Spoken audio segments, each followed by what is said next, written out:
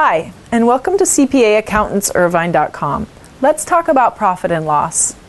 It might seem like a no-brainer to define just exactly what profit and loss are, but of course, these have definitions like everything else. Profit can be called different things, for a start. It's sometimes called net income or net earnings.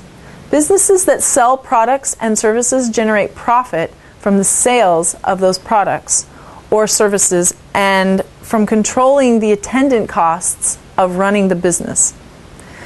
Profit can also be referred to as return on investment, or ROI. While some definitions limit ROI to profit in investments in such securities as stock or bonds, many companies use this term to refer to short-term and long-term business results. Profit is also sometimes called taxable income. It's the job of the accounting and financial professionals to assess the profits and losses of a company. They have to know what created both and what the results of both sides of the business equation are. They determine what the net worth of a company is. Net worth is the resulting dollar amount from deducting a company's liabilities from its assets. In a privately held company, this is also called owner's equity, since anything that's left over after all the bills are paid, to put it simply, belongs to the owners. In a publicly held company, this profit is returned to the shareholders in the form of dividends. In other words, all liabilities have the first claim on any money that companies make. Anything that's left over is a profit. It's not delivered from one element or another. Net worth is determined after all liabilities are deducted from the assets, including cash and property. Let's talk about profits. Showing a profit or a positive figure on the balance sheet is, of course, the aim of every business. It's what our economy and society is built on. It doesn't always work out that way. Economic trends and consumer behaviors change. It's not always possible to predict these and the impact they'll have on companies' performance. If you have a checking account, of course you balance it periodically to account for differences between what's in your statement and what you wrote down for checks and deposits. Many people do it once a month when their statement is mailed to them.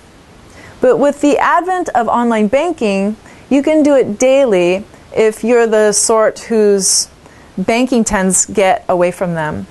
You balance your checkbook to note any changes in your checking account that you haven't recorded in your checkbook.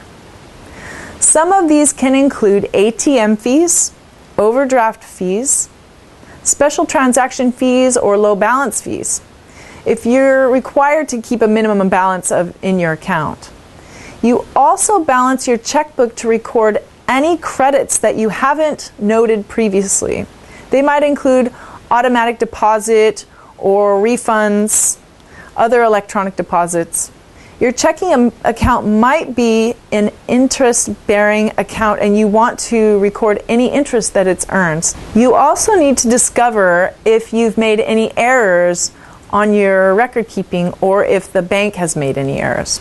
Another form of accounting that we all dread is the filing of annual federal income tax returns.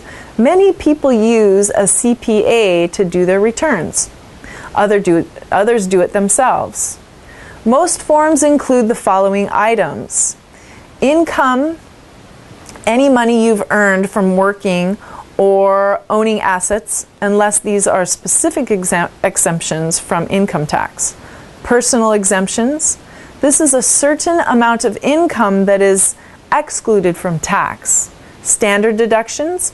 Some personal expenditures or business expenses can be deducted from your income to reduce the taxable amount of income. These expenses include items such as interest paid on your home mortgage, charitable contributions, and property taxes. Taxable income. This is the balance of income that's subject to taxes after personal exemptions and deductions are factored in.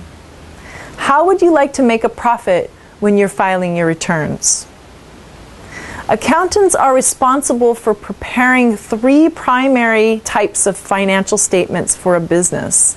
The income statement reports the profit-making activities of the business and the bottom line profit or loss from a specific period. The balance sheets report the financial position of the business at a specific point in time, often the last day of the period. The statement of cash flows reports how much cash was generated from profit and what the business did with this money. Everyone knows profit is a good thing. It's what our economy is founded on. It doesn't sound like such a big deal. Make more money than you spend to sell or manufacture products. But of course, nothing's ever really simple, is it? A profit report or net income statement first identifies the business and the time period that is being summarized in that report. Let's talk about income statement. You read an income statement from the top line to the bottom line. Every step of the income statement reports the deduction of an expense. The income statement also reports changes in assets and liability as well, so that if there's a revenue increase, it's either because there's been an increase in assets or a decrease in company's liability. If there's been an increase in the expense line, it's because there's been either decrease in assets or an increase in liability. Net worth is also referred to as owner's equity in the business. They're not exactly interchangeable. The net worth expenses are the total of assets less the liability. Owner's equity refers to who owns the assets after the liability are satisfied. For more information and to schedule a free consultation, please visit us at cpa-accountant-irvine.com.